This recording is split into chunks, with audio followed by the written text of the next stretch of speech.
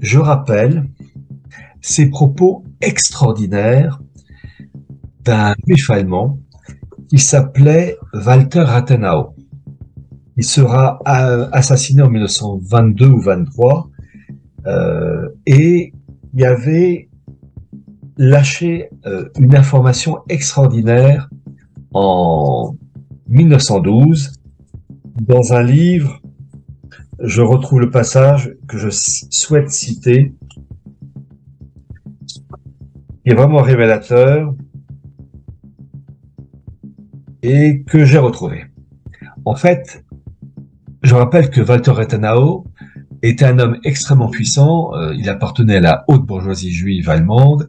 C'est lui, bon, il était lié à la Scala, les Lumières juives, et c'est lui qui, en particulier, a dirigé l'entreprise AEG, Allgemeine Elektrizitätsgesellschaft, la société, bon, pour l'électricité.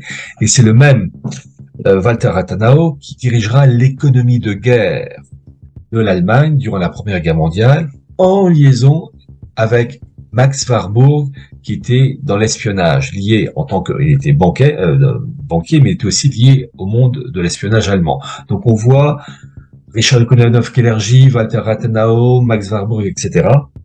Et pourquoi je cite Rathenau? Parce qu'il a lâché un jour le morceau en 1912 dans un bouquin qui s'intitulait Sur Kritik der Zeit, de la critique du temps, où il reconnaît l'importance d'une super élite mondialiste. Alors, il cite pas l'expression mondialiste, mais l'expression, enfin, l'idée est là. Et rappelez-vous, avant de donner cette citation, j'ai eu l'occasion de citer des ouvrages du XVIe siècle, XVIIe siècle, qui annoncent une gouvernance mondiale, Utopia de Thomas More, La Nouvelle Atlantique, Francis Bacon, et en particulier, j'ai cité ce moine français du XVIIe siècle qui s'appelait Émeric Crusset, qui appelait un monde unifié avec une monnaie mondiale et comme capitale de ce monde, Venise. Venise, dont on connaît l'importance. Et maintenant, je cite Walter Rathenau dans son livre de 1912 où il lâche le morceau. Je le cite. C'est page 272, c'est du bouquin donc Sionisme et mondialisme. Je cite Walter Rathenau.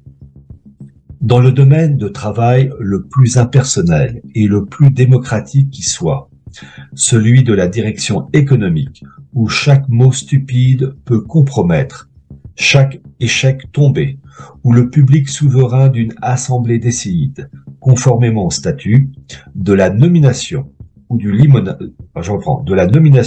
limogeage, écoutez bien ce passage, une oligarchie s'est formée en une génération aussi fermée que celle de l'ancienne Venise. Je reprends. Une oligarchie s'est formée en une génération aussi fermée que celle de l'ancienne Venise. 300 hommes qui se connaissent tous entre eux dirigent les intérêts économiques du continent et se cherchent des successeurs dans leur entourage. 1912.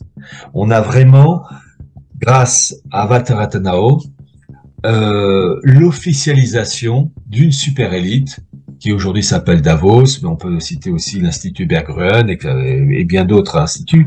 Mais on a, grâce à Walter Rathenau, éminent personnage de l'Allemagne du Deuxième Reich, la preuve d'une super élite, d'une super caste. C'est l'expression utilisée par cet universitaire américain Rothkopf, ou la caste, je crois que c'est le titre exact.